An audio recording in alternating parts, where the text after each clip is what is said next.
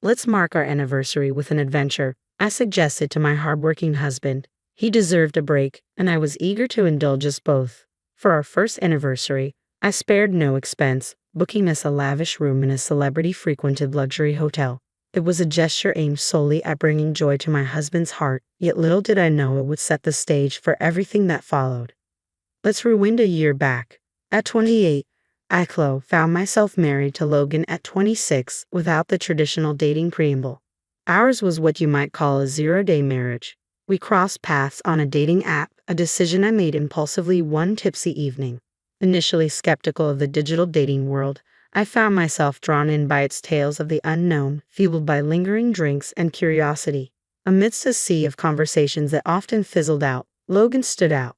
After a month of daily exchanges, we agreed to meet, and from the moment we did, it felt like reconnecting with an old friend. On our first meeting, Logan proposed the idea of dating with marriage in mind, and despite my reservations, I went along with it. It was swift, perhaps too swift, but there was an undeniable pull between us. Before long, we were arranging family meetings, caught up in the whirlwind of our budding relationship. Looking back, I see now the signs I missed, the subtle cues that hinted at what was to come. As we gathered for the family meeting at Logan's home, his excitement was palpable. "Mom, I've brought home my future wife," he announced proudly. Though I felt a twinge of self-consciousness, his mother Grace and sister Lily matched his enthusiasm, setting the stage for the next chapter of our story. As we exchanged pleasantries, Grace warmly greeted me, dispelling any formality. "Let's drop the formalities," she said with a smile. "We're becoming family after all." Her words filled me with warmth, reassured by the prospect of joining such a welcoming family. The tension dissolved instantly, replaced by a sense of familiarity that made it seem as though we'd known each other for years. Just as I was basking in the newfound ease, Lily posed an unexpected question. "So, how much do you make a year?" she inquired, her curiosity bordering on intrusive. Logan swiftly intervened, offering an explanation. "I've just started a new job, so it's entry level for me. Cho's been a nurse for 8 years, so she earns about twice as much," he explained, a hint of pride in his voice. Grace's response caught me off guard. "Wow, you're rich. What a fortunate marriage," she exclaimed, patting Logan's shoulder approvingly. Although his modesty belied the situation, I couldn't shake the unease that crept in. The absence of Logan's father for the past 5 years meant they relied on Lily's part-time cleaning job and Grace's pension. Logan contributed from his meager earnings, a fact that seemed to escape the conversation. Then came the question of our living arrangements. "Where will you live?" Grace inquired, her curiosity tinged with expectation. "We have a condo," I replied, admitting I'd bought it last year, never anticipating marriage. Lily's response veered towards surprise and a hint of envy. "You own a condo. Must be nice," she remarked, a subtle suggestion of newfound wealth. I hastened to clarify, emphasizing that I finance it myself and that the mortgage wasn't significantly different from renting. Grace's tone shifted, expressing reliance and a hint of expectation. "We'll be counting on you from now on," she stated, alluding to potential future assistance. The notion of sharing as a family left me unsettled, but I chose to defer the discomfort for another time. With gratitude and a promise to seek guidance, I excused myself, eager to leave the spotlight.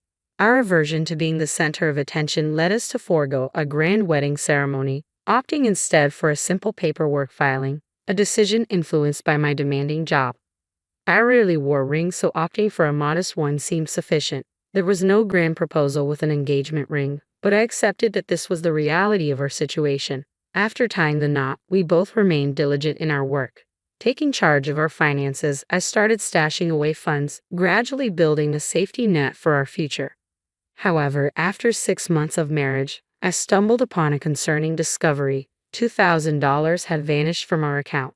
The only plausible culprit was Logan. Confronting him that evening, I questioned the disappearance. "Did you know $2,000 was withdrawn from our bank account?" I demanded, urging him to contact the bank. Initially taken aback, Logan swiftly adopted a defensive stance, brushing off the issue as a mere loan to his mother. Infuriated by his nonchalant attitude, I pressed him further, emphasizing the importance of communication in financial matters. His dismissive response only fueled my frustration. With a sinking suspicion fueled by a previous encounter where his mother boasted of a casino win, I realized the money likely fueled her gambling habits. Up until then, our savings were pooled, but following this incident, I resolved to squirrel away extra funds separately. Despite this rift, I assumed Logan's demeanor would remain unchanged as long as family matters didn't surface. He was diligently employed after all. However, our first wedding anniversary prompted a desire to deviate from our usual frugality and indulge in a bit of extravagance. Excitement bubbled within me as I arrived home, eager to unveil a surprise trip to Logan. However, my anticipation was dampened by the presence of Lily, who had been making frequent appearances lately, a routine that was starting to wear on me. Returning home after a taxing day of work to find her there was becoming a source of stress. In hindsight, the timing couldn't have been worse for sharing the news of our planned getaway. Yet I couldn't contain my enthusiasm about the luxury hotel reservation I had painstakingly secured. Logan's eyes sparkled with delight at the mention of the trip, but it was Lily who reacted most fervently. "Is it that hotel from the TV ads?" she exclaimed incredulously. Her tone carried a hint of envy, which I met with a confident explanation. "Since we've never taken a trip alone, we decided to indulge this time," I asserted, recounting the nerve-wracking experience of securing the booking on the day slots opened. Lily's response dripped with resentment. "How unfair of you," she retorted, her words tinged with bitterness. "Just because you're a nurse doesn't mean you should hog all the travel opportunities." She appealed to a sense of familial obligation, urging us to relinquish the trip in an act of filial piety. However, I couldn't overlook her penchant for travel despite her claims of financial strain, nor her propensity for fare evasion, a behavior she boasted about shamelessly. Her thinly veiled attempts at manipulation left me resolute in my decision. "Absolutely not," I declared firmly, determined to stand my ground. "We've been saving for this trip, and Logan works tirelessly. We deserve this splurge." Lily's displeasure morphed into a pointed remark directed at Logan, casting aspersions on my character and our marriage. Despite the discord, I remained steadfast in my resolve. There was no way I would forfeit our long-awaited trip to appease Lily's sense of entitlement. I felt a surge of anger as Logan remained silent, his gaze fixed downward. His inability to defend me only fueled my frustration. As Lily departed, her muttered remark casting me as the villain, Logan's puzzled expression mirrored my own disappointment. The excitement surrounding our trip dissipated, replaced by an uncomfortable tension that lingered as we retired for the night in an awkward silence. Normally, a good night's sleep would ease my troubles, but the following day brought an unexpected turn of events. Logan's words struck me like a blow when he suggested going on the trip with his mother and sister instead, excluding me entirely. I was taken aback, vehemently opposed to the idea. I couldn't shake the suspicion that his sudden change of heart stemmed from the late-night texts flooding his phone, likely filled with manipulative words from his family. His accusation of my heartlessness only deepened the divide between us. Marriage, he argued, was about uniting families, not individual desires. Yet I couldn't shake the feeling of being unfairly targeted. Despite our attempts to reason with each other, the conversation devolved into a stalemate, leaving us at an impasse. The disappointment was palpable as what was meant to be a joyous occasion now soared into a source of conflict. Returning home the next day to a tense atmosphere, I found my mother-in-law and sister-in-law waiting for me. With a smug expression, my mother-in-law declared, "Welcome back. We've resolved the trip matter. It's settled. The trip will be for me, my daughter, and my son." Shocked into silence, I turned to Logan for an explanation, though deep down, I doubted any justification could appease my frustration. Logan's response only fueled my disbelief. "It's as my mom said," he explained. "I shared our recent issues with her, and she proposed this solution. I'm going, you're staying. That's final." Outraged by the lack of consideration, I finally lost my temper, demanding an explanation for their irrational decision. But Logan's reply was laced with venomous words, his anger boiling over. He belittled my profession and reduced me to a mere source of income, revealing a side of him I had never seen before. His psychological abuse cut deep, leaving me feeling foolish for the efforts I had invested in our relationship thus far. Witnessing the altercation, my sister-in-law interjected, urging us to make amends and join them on the trip. But the thought of acquiescing to their unreasonable demands was too much to bear. I couldn't tolerate Logan's dependency on his mother and sister any longer.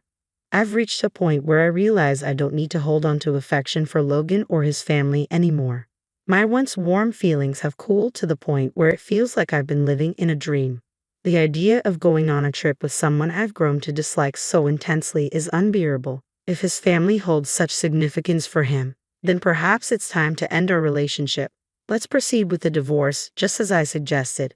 It seems like the only logical solution to this impasse.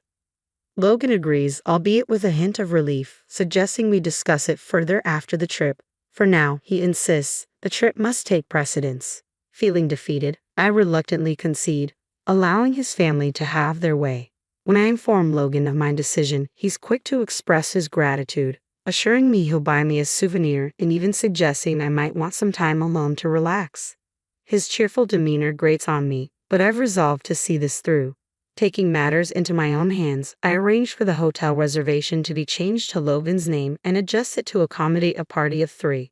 On the day of their departure, I take the day off to see them off, observing their excitement with a mixture of resignation and amusement.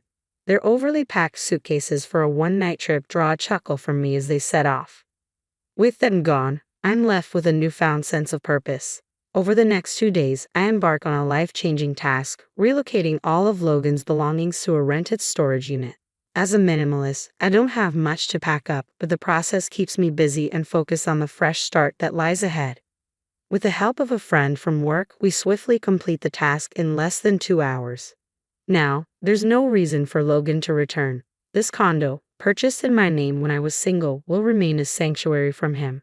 The locksmith I've arranged arrives promptly, ensuring that Logan is permanently barred from entering the premises. Additionally, I've sought legal advice from a lawyer named Mason regarding the divorce proceedings. Armed with audio evidence of the psychological abuse I endured, Mason assures me of a guaranteed victory and offers to represent me.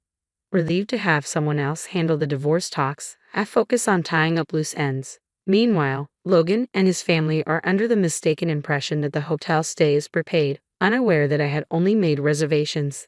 As a gesture for our anniversary, I had even arranged for a fancy cake and champagne, intending to surprise him.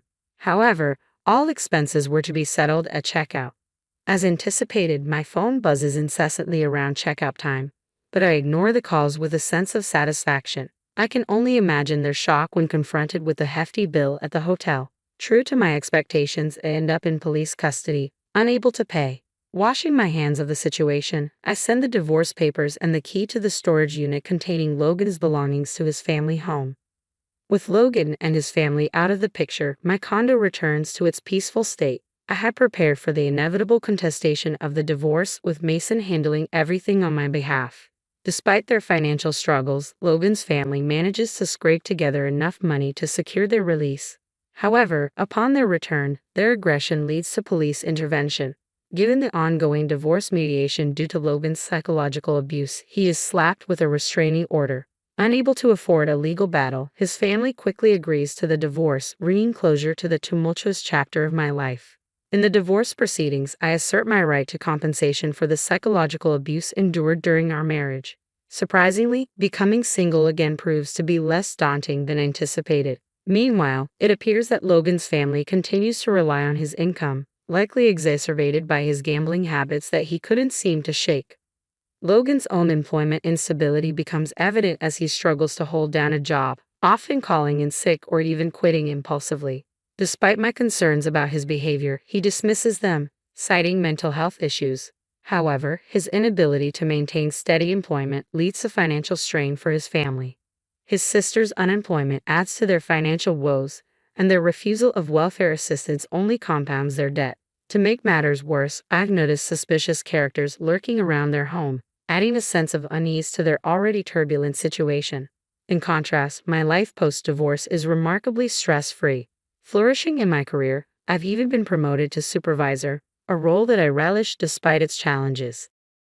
With only myself to care for, I find I can cut corners on household chores, allowing me more time to focus on my own well-being.